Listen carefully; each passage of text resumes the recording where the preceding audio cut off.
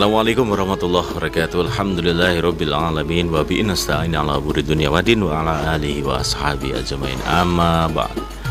Alhamdulillah para pendengar dimanapun Anda berada, menyenangkan sekali pada sambutan pagi hari ini.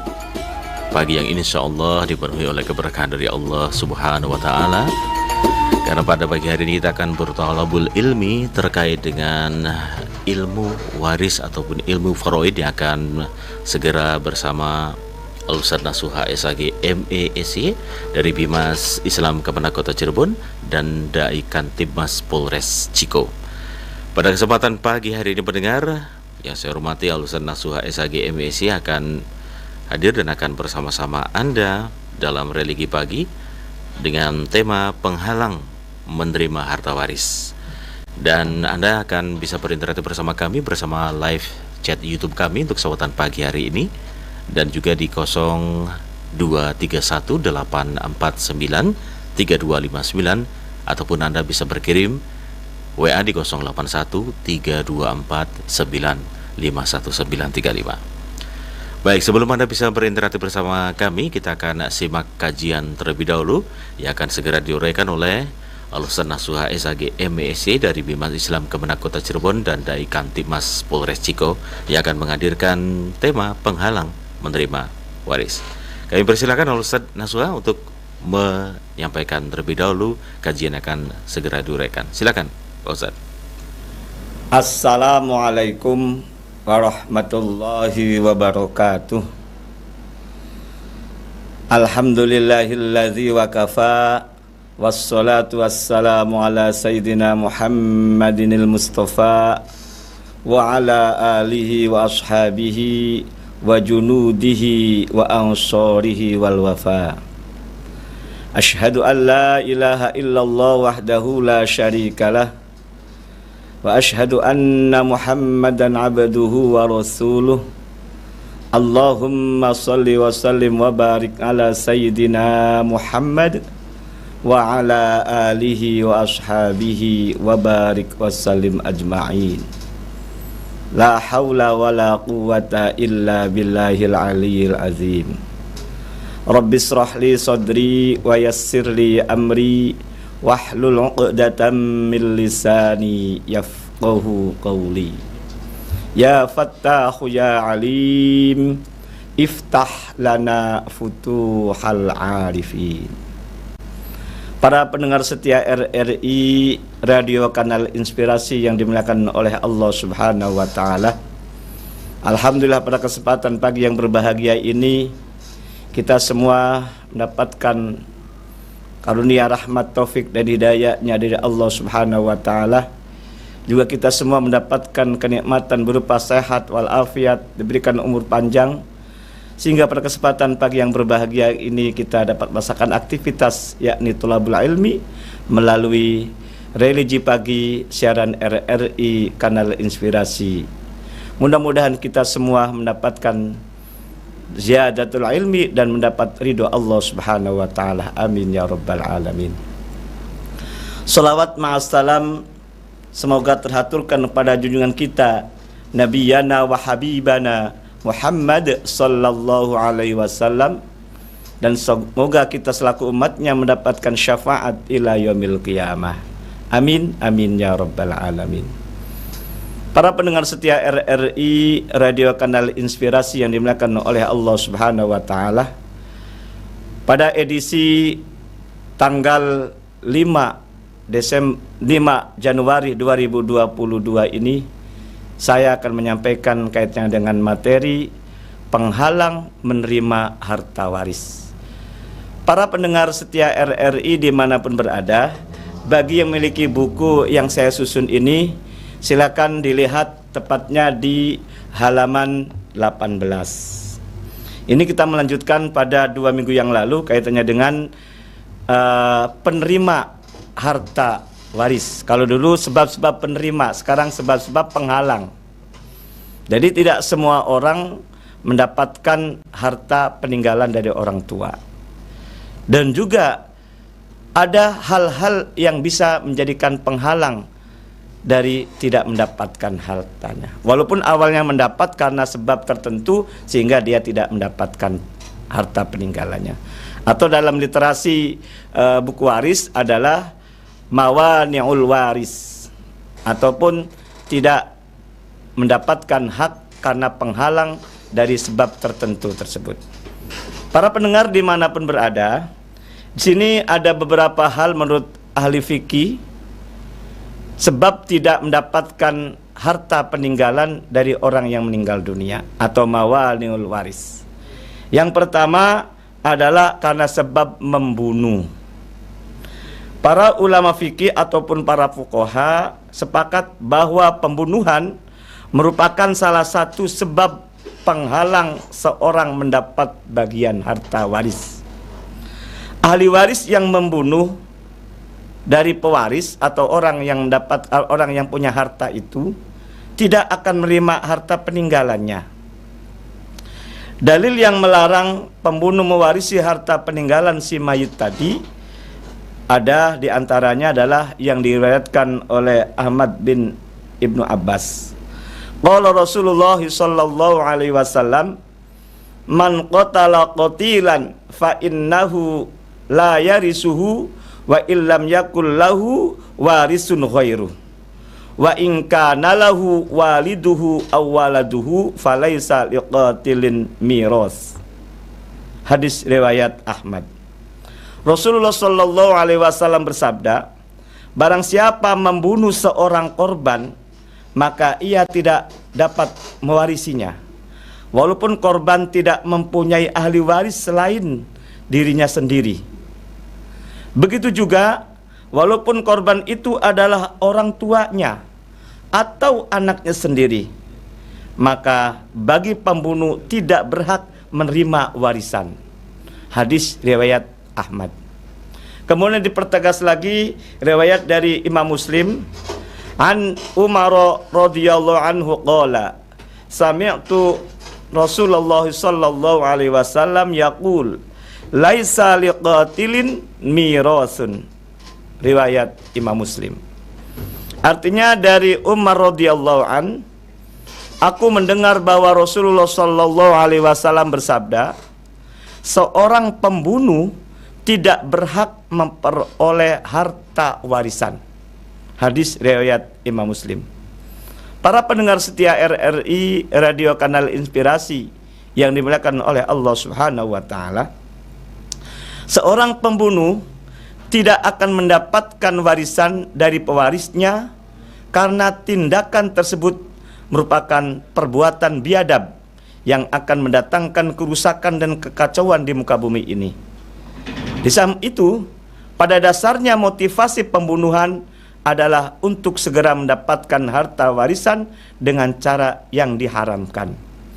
Ini juga dipertegas dalam instruksi Presiden nomor 1 tahun 1991 tentang kompilasi hukum Islam. Diatur pada pasal 173.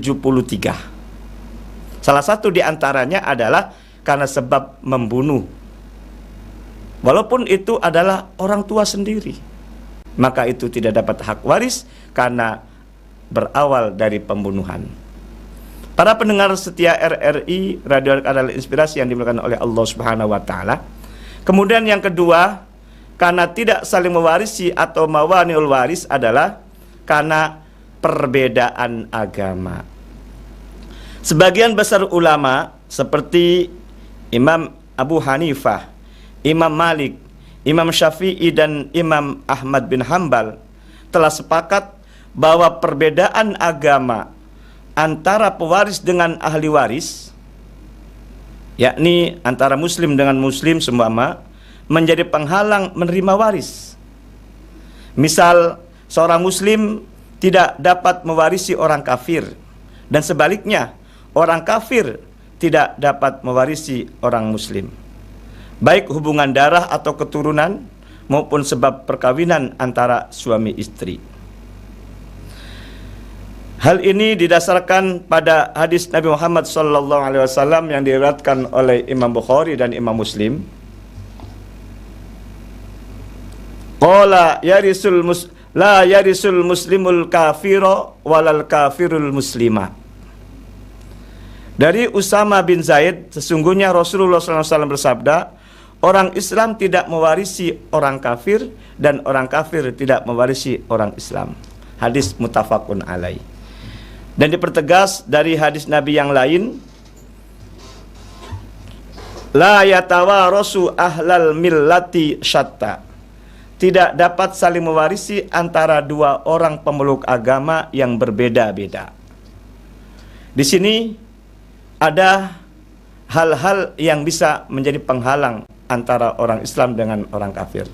Kalau istilah orang Indonesia bukan orang kafir, tapi diperhalus adalah non-muslim. Artinya selain agama Islam.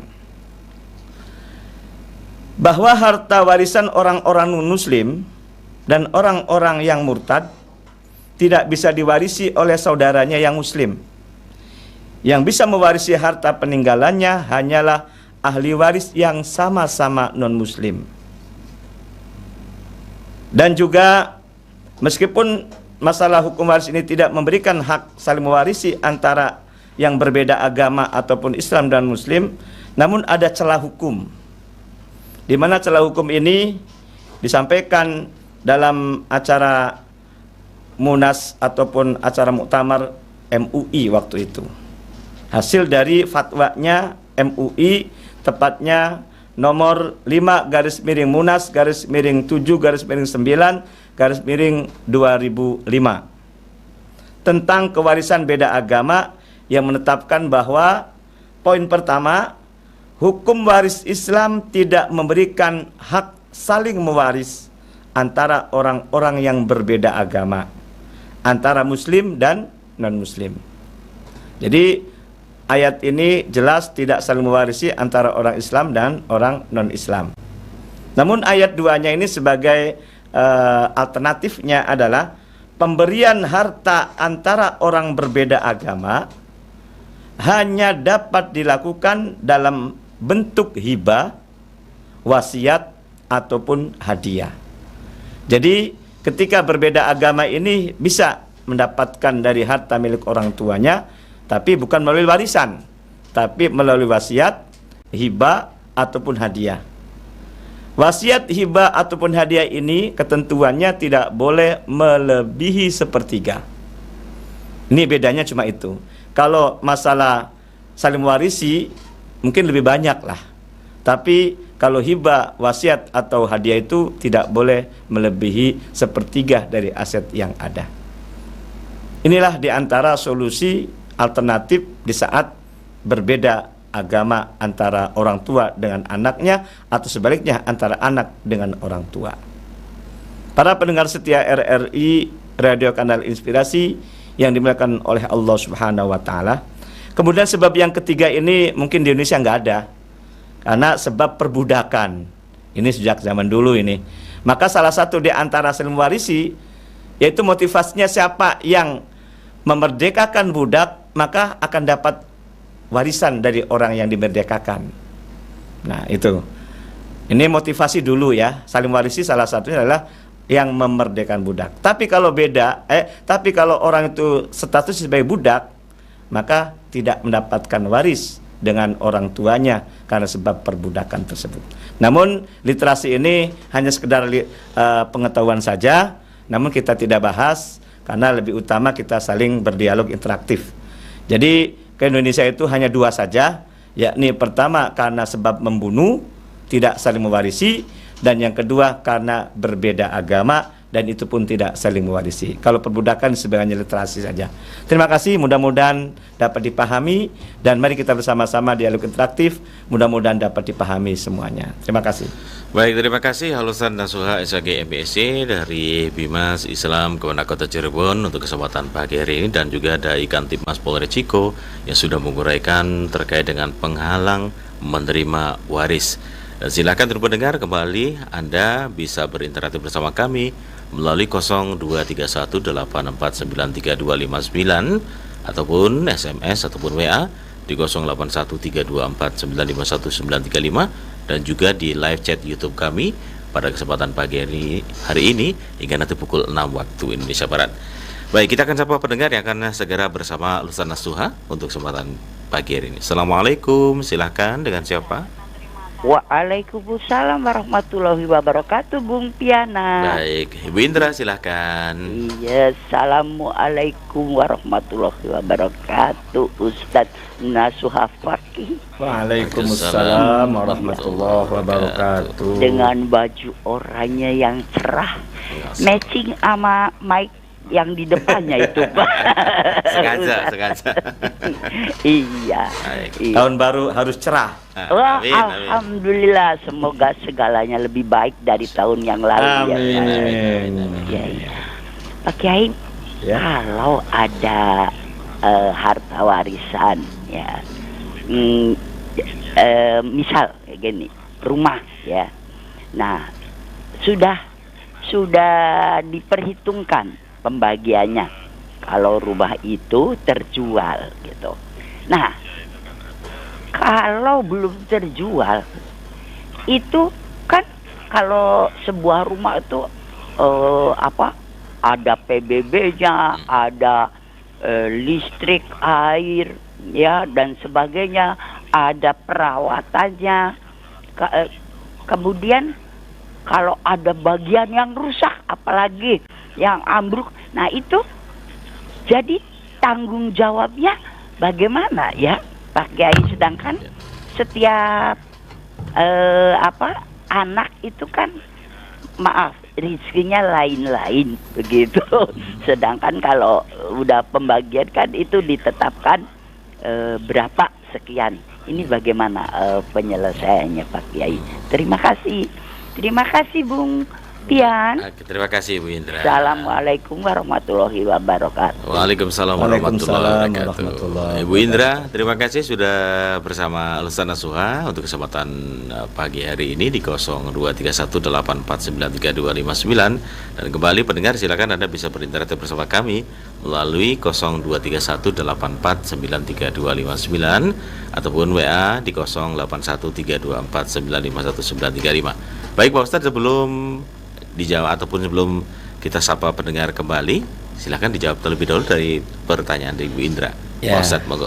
Bunda Indra, selamat tahun baru 2022. Walaupun sudah 5 hari ke belakang. Baik. Pencerahan ini menjadi cerah semuanya. Amin. Termasuk baju juga cerah gitu loh. Ya, oke. Jadi kaitannya dengan, ingat secara prinsip saja dulu. Ya. Pertama, namanya harta waris atau harta peninggalan itu setelah diambil segala kebutuhan-kebutuhan. Kalau dalam buku saya, diantaranya ada 4 yang harus segera diselesaikan. Pertama, tajhizuz janazah, kemudian hutang, kemudian wasiat, dan yang keempat adalah dibagi 2 sebelum diwaris ketika harta itu harta bersama. Itu sisanya baru dibagi. Juga sama, ketika ada kewajiban-kewajiban yang perlu diselesaikan terlebih dahulu, itu harus diselesaikan terlebih dahulu. Contoh tadi maintenance ataupun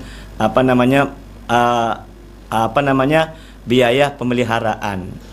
Apalagi itu sudah ada listrik, ledeng, ataupun kewajiban tiap tahun yaitu PBB, dan termasuk ketika ada kerusakan-kerusakan, perawatan seperti apa, itu diambil dari harta peninggalan itu. Itulah prinsipnya demikian. Prinsip yang kedua adalah hak-hak dari ahli waris kan sudah jelas. Ada istilah dalam literasi adalah furudul muqaddarah. Jadi sudah mendapatkan hak tertentu dari apa yang disampaikan dalam Al-Quran itu. Ada yang setengah, seperdua, dan seterusnya. Dan itu. Nah, kesemuanya itu dibebankan ketika ada maintenance tadi dari harta itu. Contoh, ilustrasi sederhana saja. Ketika sudah bagi nih, si A dapat 200, si B dapat 100, karena laki perempuan berbeda ya, separuh berbandingnya kan gitu loh. Kemudian ternyata aset ini belum laku seumpama. Nah, aset yang dalam pembagian awal itu yang jelas itu sudah ditaksir dulu dari sebuah rumah tersebut. Seumpama ditaksir harga rumah itu nilainya 600 juta seumpama. Nah, dalam taksiran harta peninggalan itu namanya harga keluarga, bukan harga jual beli. Nah, itu. Artinya harga keluarga ketika ada salah satu ahli waris mau nyusukin itu tidak berat itulah. Kemudian sudah mendapatkan dari harga keluarga itu 600 juta. Kemudian ternyata tidak ada yang mau nyusukin gitu loh. Karena berat sumpama. Kemudian otomatis kan nunggu sampai kapan aset itu terjual. Ternyata setelah ditemukan seorang pembelinya itu emang nilai 600 kan nilai bukan harga umum, harga jual beli, tapi harga keluarga. Ternyata harga jual belinya lihat lebih tinggi, taruhlah 700. Nah, 700 itulah aset dari penjualan aset itu.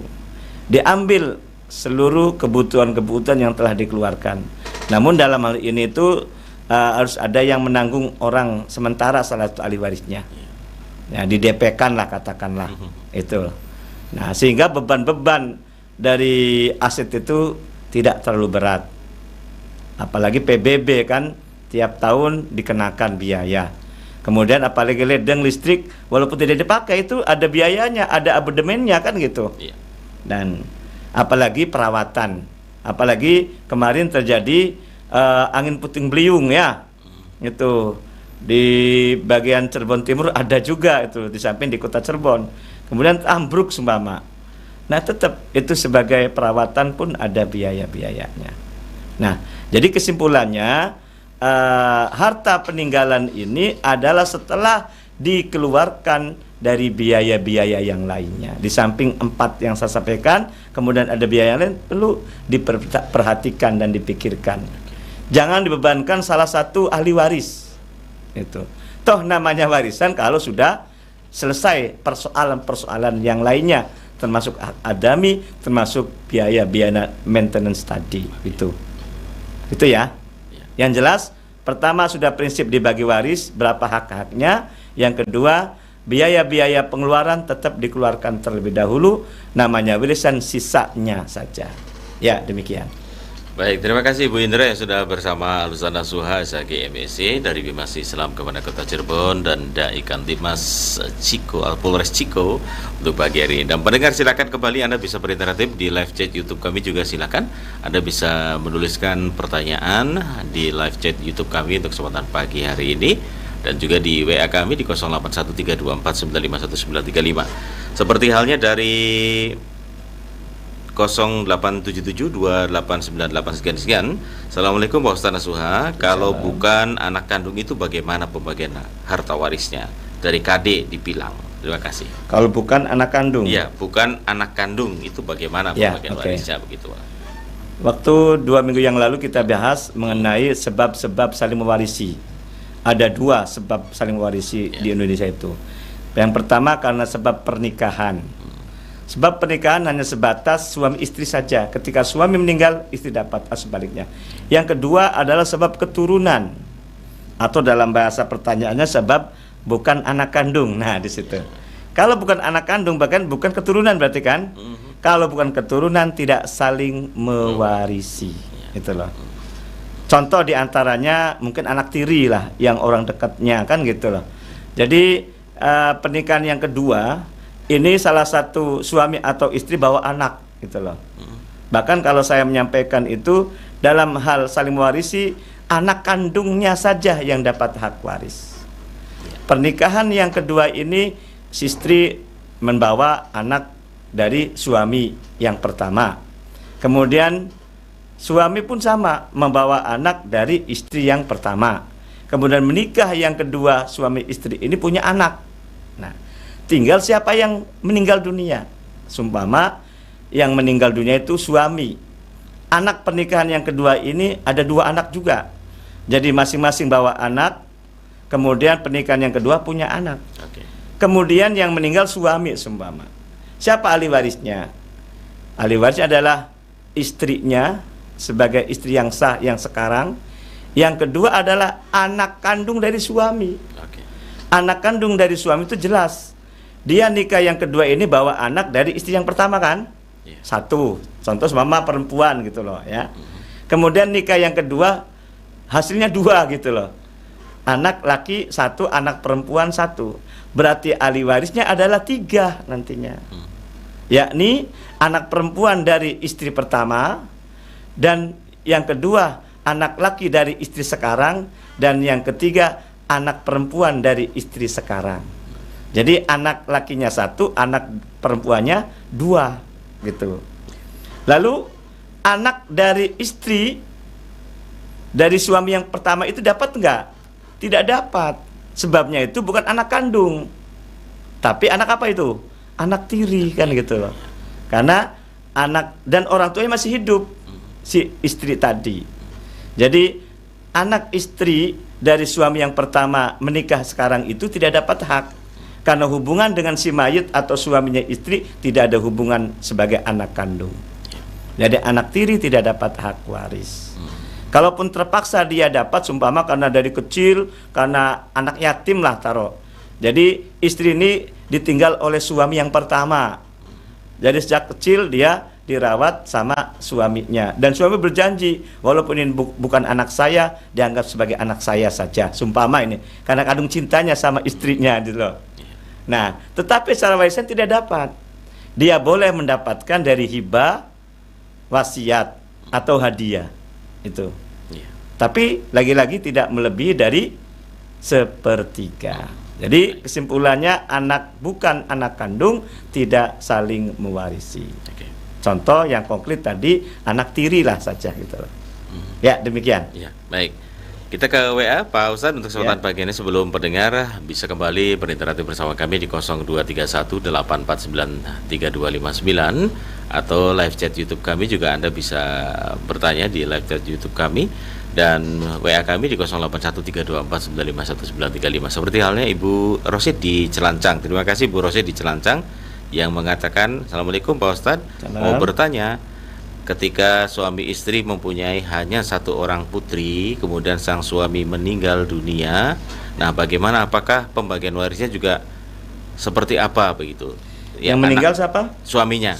Anaknya tunggal, ya, perempuan. Anaknya perempuan tunggal, dan bagaimana pembagian harta warisnya? Apakah saudara-saudara dari suami juga ikut kebagian atau seperti apa? Ayah ibunya ada nggak? Ayah ibunya si suami? Iya, diterangkan. Ya, bukan diterangkan ya. Ya, saya tambahkan nanti. Ya. Silakan. Ya, oke, terima kasih Ibu Rosid di Celancang. Kaitannya dengan pernikahan itu mendapatkan keturunan anak perempuan tunggal. Ya. Atau sematawayang, atau anak adong istilah orang Indramayu sih. Iya, adong itu wadon siji gitu maksudnya gitu loh. Baik. Ya, ini bahasa familiar di salah satu daerah ya. Nah, kemudian suaminya meninggal dunia. Ya, prinsip yang pertama, kalau aset-asetnya itu didapat setelah menikah, ini harus diperhatikan ini, harus dibagi 2 dulu antara suami istri. Suami 1 miliar, istri dapat 500, suami dapat 500. Yang dibagi hanya miliknya suami saja. Siapa ahli warisnya? Istrinya. Ayah ibunya suami masih ada enggak? Kalau ayah ibunya masih ada, maka itu sebagai ahli waris dan dapat hak. Anak dapat nggak? Pasti dapat gitu loh. Porsinya, kalau masih ada ayah ibu nih, porsinya nih, ada 2 ilustrasi saya sampaikan. Ketika meninggalnya suami, istri dapat 1/8, ayah dapat 1/6 karena ada anak, ibu dapat 1/6 karena ada anak. Anak perempuan mendapat dapat setengah. Nah, ayah tadi dapat 1/6 plus asobah, fardun wa ta'siban. Karena di sini anaknya perempuan sematawayang masalahnya. Jadi ayah dapat 1/6 plus dapat asobah gitu. Nah, kalau ayahnya masih hidup ya, di situ ada angka 1/8, 1/6 plus asobah, 1/6 dan 1/setengah. KPT-nya berapa? KPT-nya adalah yang angka dihabis 8 sama 6 adalah angka 24. 24 bagi 8 sama dengan 3 kali 1, 3. 24 bagi 6 bagi 6 sama dengan 4 kali 1, 4. 24 bagi 6 sama dengan 4 kali 1 sama dengan 4. 24 bagi 2 sama dengan 12 kali 1.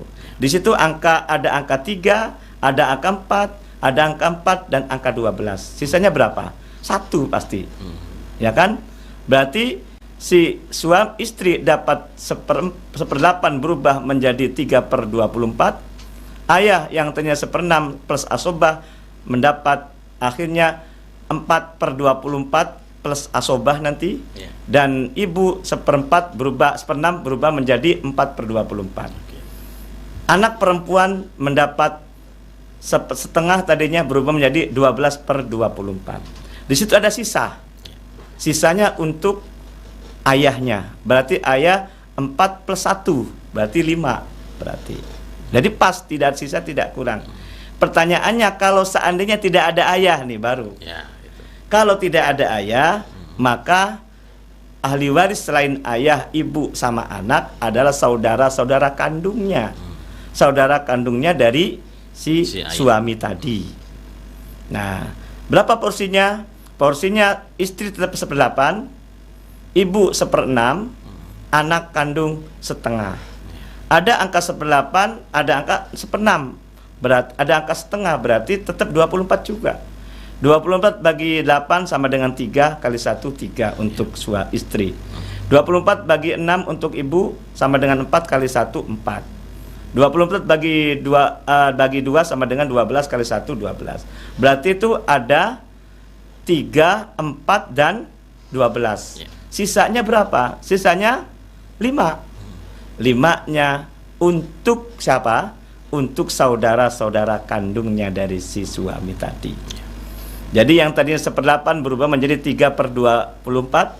Ibu kandung yang tadi 1/4 berubah menjadi 1/6, berubah menjadi 4/24. Anak perempuan mendapat setengah, berubah menjadi 12/24. Sisanya 5/24-nya untuk saudara-saudara kandungnya suami. Saudara kandungnya ada 3 semuanya. Laki 2, perempuan 1. Maka laki dapat 2, perempuan 1, berarti kan 2 tambah 2 tambah 1. Berarti saudara laki-laki sekandung mendapat 2/5. Saudara laki-laki sekandung mendapat 2/5. Saudara perempuan sekandung 1/5. Dari angka 5/24 tadi, itu loh. Kalau tidak punya ayah, maka dilihat ada ayah atau sudah meninggal ayah dari suami itu, maka sisanya itu diberikan kepada saudara-saudara kandungnya suami. Itu mudah-mudahan dapat dipahami ya. Kalaupun tidak dapat dipahami, mangga menghubungi Pak Ustadz gitu ya. Mangga di nomor berapa? Silakan. Silakan. Ya, nanti aja. Nanti bisa dihubungi saya juga, menghubungi RRI juga nggak apa-apa ya Pak Ustadz ya. Ya, baik. Terima kasih Ibu Rosid di Celancang untuk kesempatan pagi ini sudah bersama Ustaz Nasuha SAG MSc dari Bimas Islam Kemenak Kota Cirebon dan Dai Kamtibmas Polres Ciko yang sudah bersama-sama Ibu Rosid untuk kesempatan pagi ini. Dan silakan pendengar kembali di 0231849329 ataupun SMS dan WA kami di 081324951935 dan kita masih membahas terkait dengan Pak Waris ataupun juga tema kita yaitu penghalang menerima waris. Baik, ada dari 081234 sekian. Terima kasih dari Pak Asrul di mana? Cimahi, Pak, jauh banget. Pak Asrul Cimahi. Terima kasih Pak Asrul di Cimahi untuk kesempatan pagi ini sudah bersama RRI Cirebon.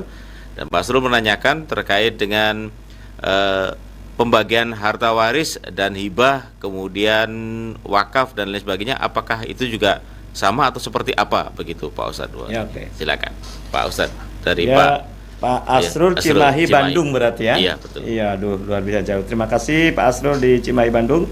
Kaitannya dengan masalah waris, hibah dan wakaf. Semuanya itu memiliki hukum yang berbeda. Iya. Kalau hibah itu mubah.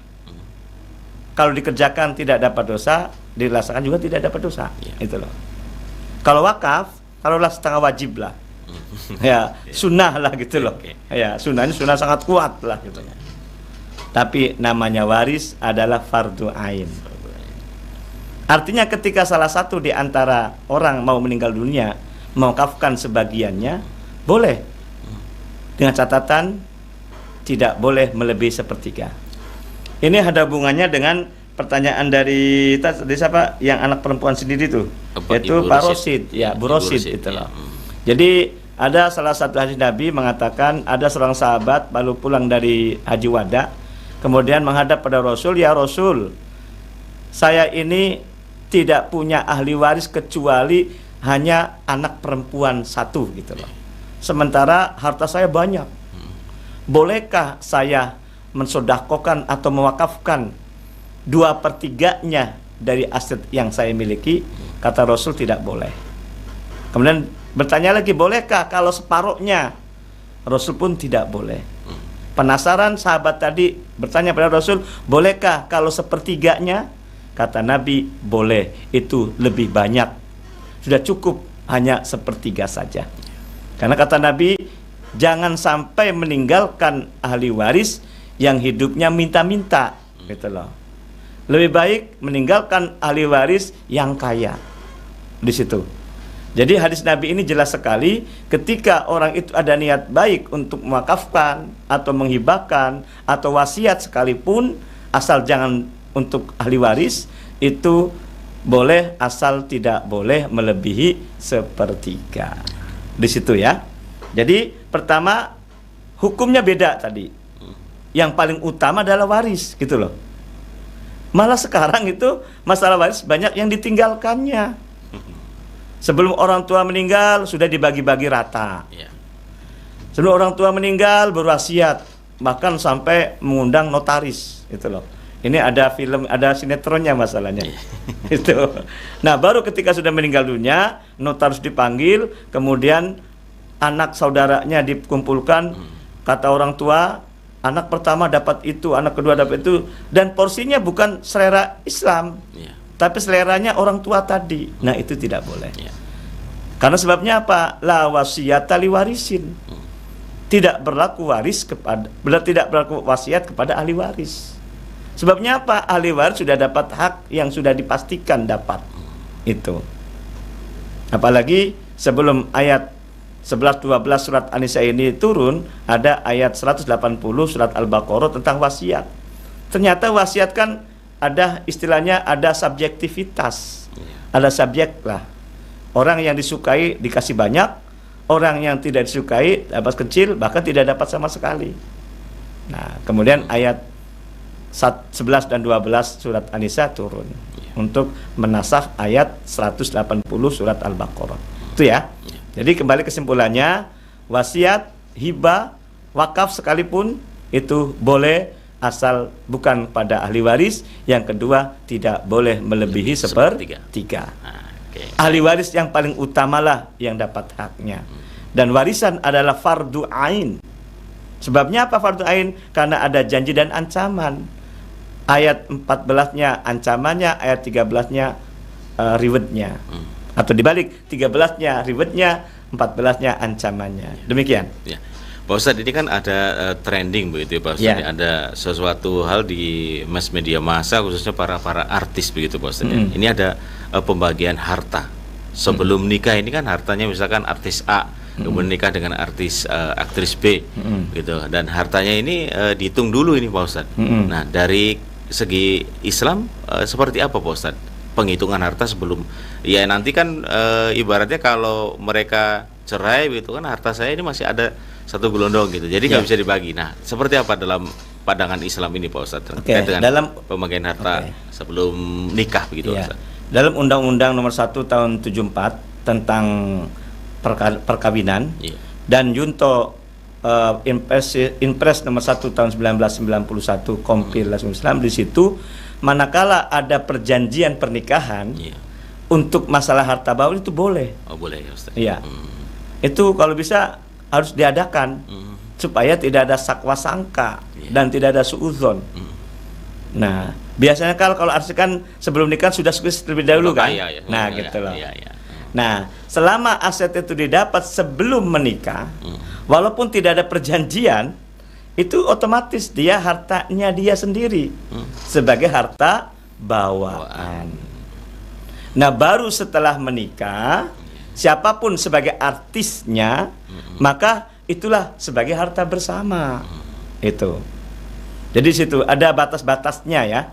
Ketika sebelum menikah namanya harta bawaan, walaupun tidak ada perjanjian, itu menjadi hak miliknya sebagai harta bawaan sebelum menikah yang sekarang.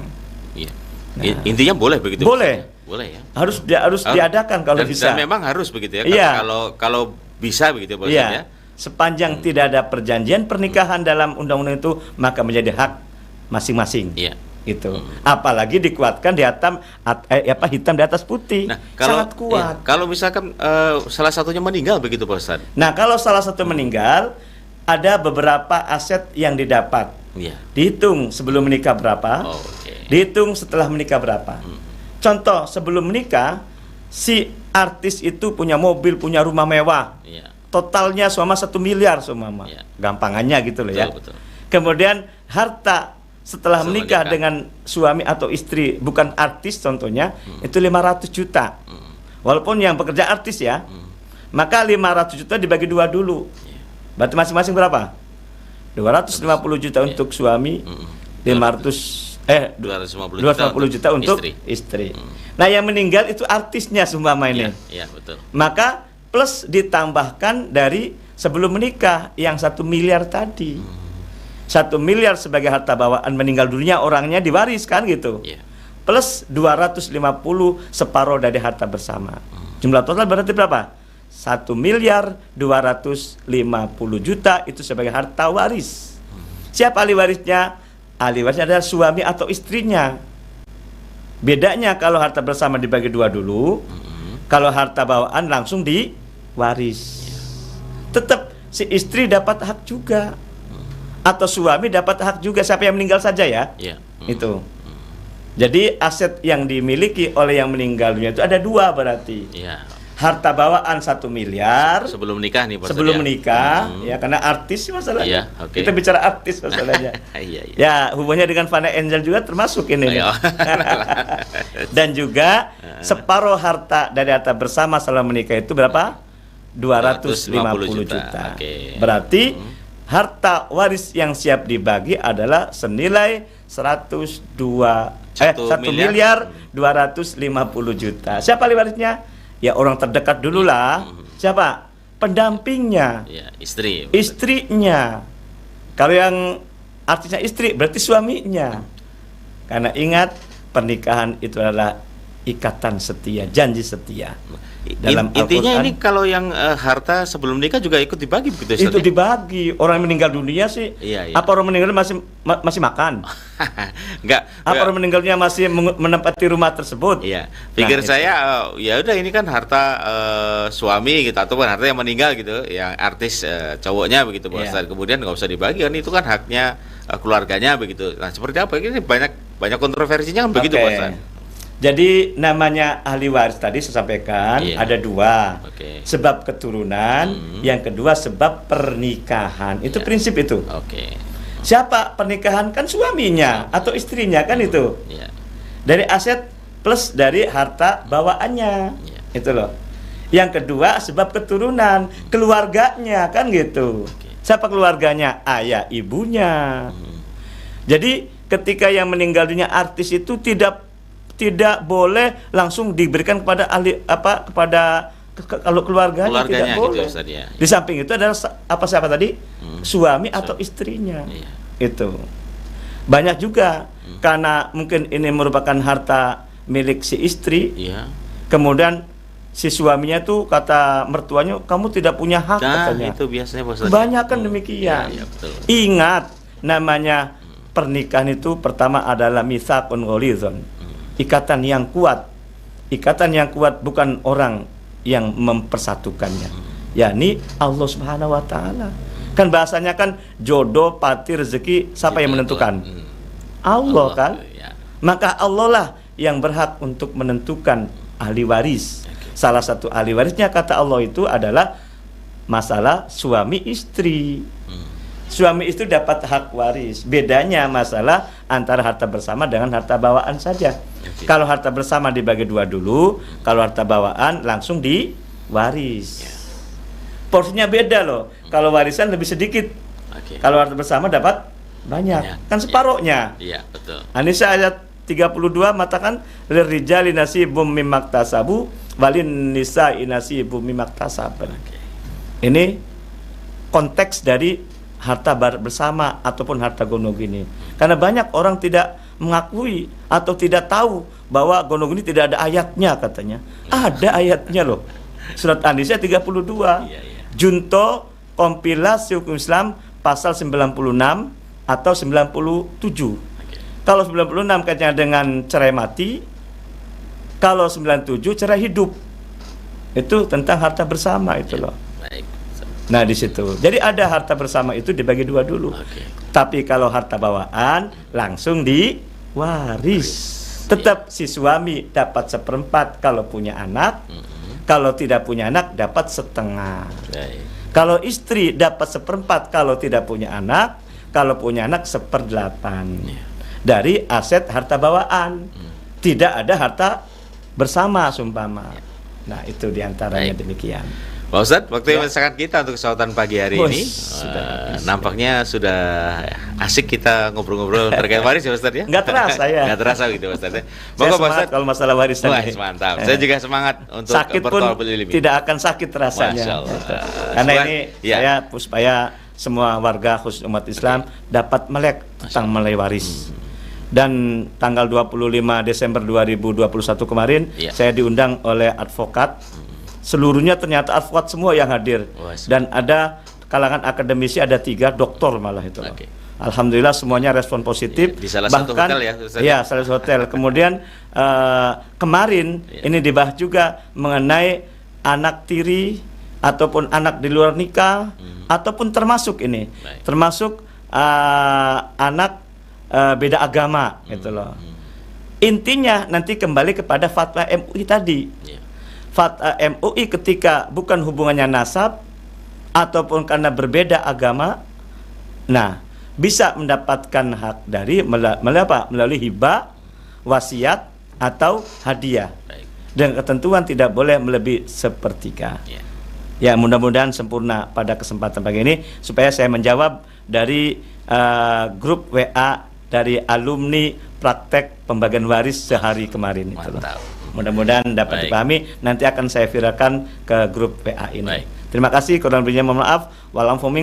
Wassalamualaikum warahmatullahi wabarakatuh. Waalaikumsalam warahmatullahi wabarakatuh. Semangat sekali Pak Ustadz. Terima kasih dan juga pendengar semuanya sudah bersama Ustadz Nasuha SHG MSc dari Bimas Islam Kemenang Kota Cirebon dan Dai Kantimas Polres Ciko untuk kesempatan pagi hari ini dalam Religi Pagi. Dan terima kasih atas kebersamaan Anda. Sampai jumpa. Baru saja usai Religi Pagi di Pro 1 RRI Cirebon.